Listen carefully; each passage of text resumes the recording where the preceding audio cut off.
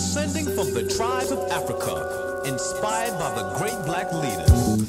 Vainglorious, this is protected by the red, the black, and the green, with a key, zoom. Dynamic, articulate, receptive, courageous, outspoken.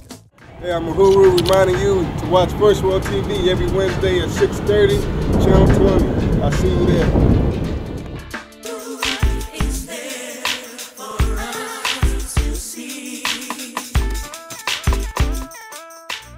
African people came from one of the regions in the southern part of Egypt, and they conquered the whole country all the way up to the Mediterranean Sea.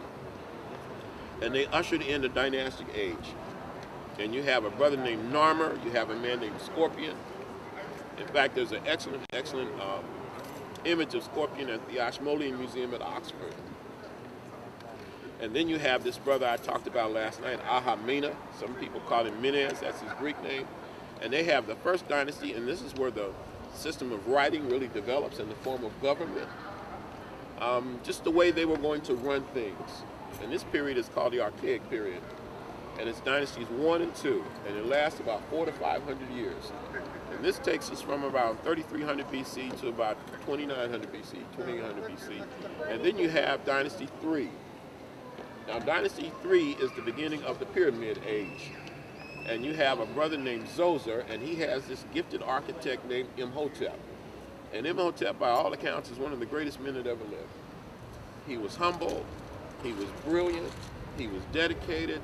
I mean, what more could you ask for? You know, I mean, he was a priest, he was a scholar, he was a poet. I mean, just a remarkable person. And Zoser distinguished himself with the step pyramid. And then Dynasty 3, which Imhotep lived, doesn't last very long, only about 60 years. I don't know why. And then you have the 4th dynasty. Now remember that at the head of every African dynasty, because there were about 5 or 6 foreign dynasties, but at the head of every African dynasty, you have a female. The bloodline runs through the female side of the family. And generally speaking, the king was a man. But in order to be a legitimate king, you had to marry the woman in whom the royal bloodline ran. And the line of descent is traced through the female side of the family now. So women are very, very important. Some people believe that there was even a female pharaoh during Dynasty 1, a sister named Mernite, and it's very possible. So anyway, Dynasty 4 begins the big pyramid age, and the huge classic pyramids that you see. And that continues on through Dynasty 4, Dynasty 5, and by the end of Dynasty 6, the treasure of Egypt, the energy of Egypt seems to be exhausted. And the government gets very weak. I could give a long, lecture just on Egypt. It's fascinating to me. Anyway, then you have, beginning with Dynasty 7, 8, 9, and 10, this is what is called the first intermediate period. Now this is a bad time. The intermediate periods, things didn't go well. The government was poor. Sometimes foreign invasions or foreign incursions.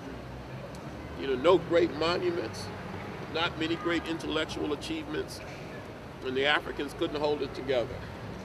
Finally, Dynasty 11 and 12, they bounced back. And this is my favorite period in Egyptian history, probably because it's nobody else's favorite period, so I have to champion that. Dynasties 11 and 10 is the second golden age. Some people call it the Middle Kingdom. And it's the classical era of literature and art. And you have really, really Africoid-looking people on the throne at this time. And it's very, very stable. And they send expeditions to enter Africa to a place called Punt, which is probably in Somalia, for frankincense and myrrh. Very powerful monarchs. And we'll see some of that art undoubtedly in there. One person in particular I want to show you. And then you have another intermediate period, and this is Dynasties 13, 14, 15, 16, and 17. Now this is when the people called the Hyksos come in. They invade Egypt from the area like right around Israel and Lebanon. And they occupy northern Egypt for about 150 years. And they put the African family to flight in the south. And the people in the south, even south of Egypt, were challenging Egypt too. So this is a very difficult period. And then you have a new era, starting with Dynasty 18. This is a new golden age. And Africans ruled probably with more power than ever before. This is the time of Hatshepsut, the Tutmosis kings.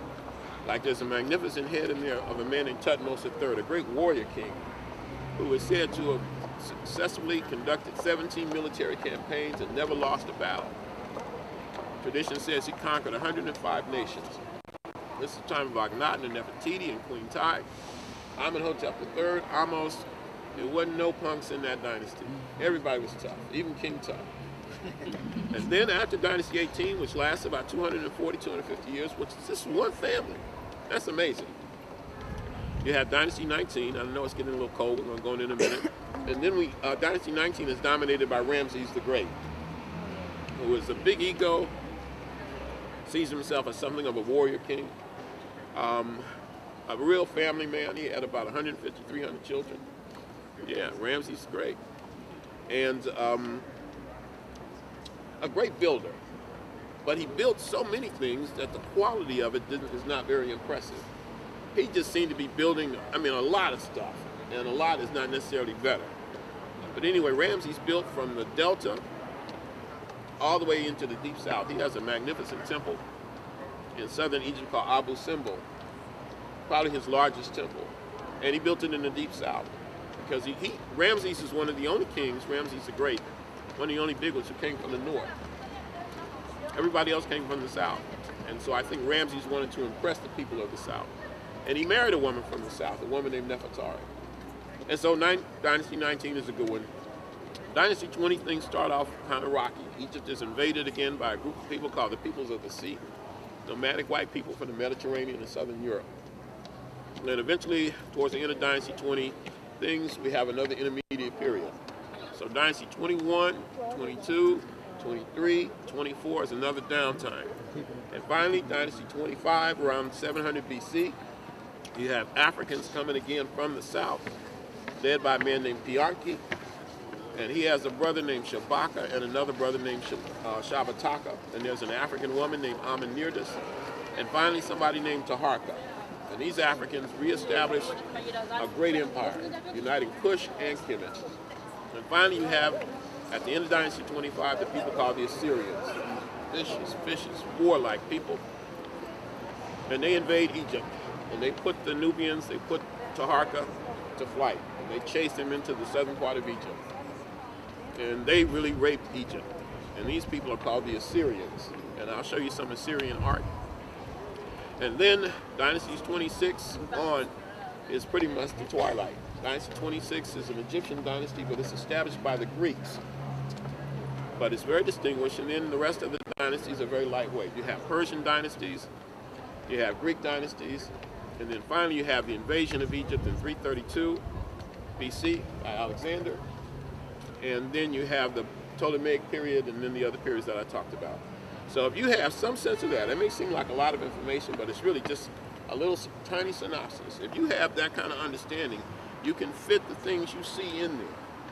You know, the art in this particular period looks this way. The writing in this particular period reflects this.